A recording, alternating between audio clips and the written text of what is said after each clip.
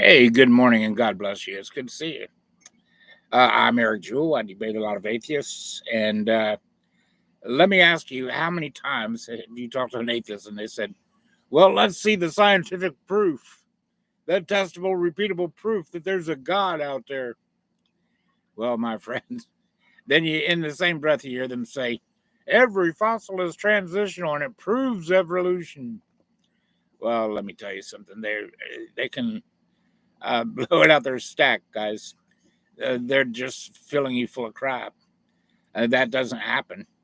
There is something that they should go by if they're going to claim to be scientific. They should be consistent and use scientific method in their own pet theories. For instance, they'll tell you that every fossil is transitional and it proves evolution. It's one of those things, evidences for evolution that you've just got to receive, and believe, and accept. If you don't, you're not scientific, they say. Well, the problem with this is, my friend, that's untestable. It's not even testable. Let me prove this real quick. They dig up a bone, like let's say the Archaeopteryx, Archaeopteryx. Check it out for yourself.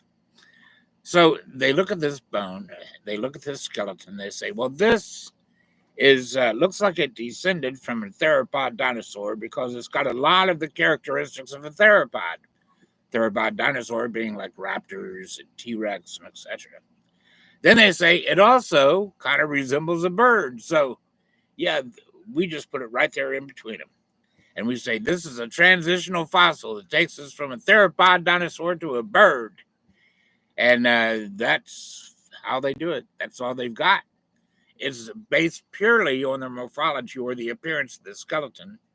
And it's based purely on their subjective opinion based on how it looks.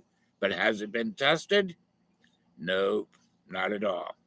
You see, there's only one way to put that to the test. And according to the scientific method, you have to put your hypothesis through a falsification procedure.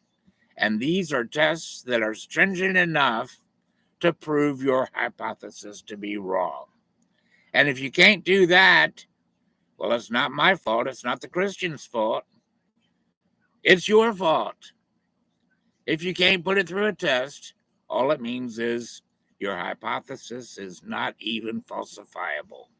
In other words, it's no better than imagination, pure imagination.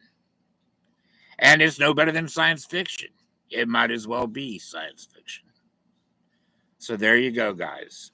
You see, here's the problem. There's only one way that you would be able to test that hypothesis. Is this a transition between theropod dinosaurs and birds? Well, in order to know this, you would have to have the actual DNA of the Archaeopteryx and the DNA of a theropod dinosaur to see if, in fact, they are descended one from the other to the other. That's the only way you can do that. And they don't have the DNA of the first two. Not at all. So there's no way to test that hypothesis.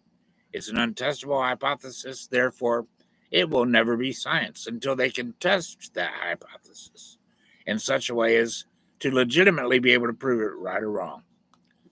There you go, guys. DNA is the only test that can do that. So have a wonderful day. Don't be fooled. Throw it in their faces. And don't let them go out telling you a lie. That's it. Have a good day.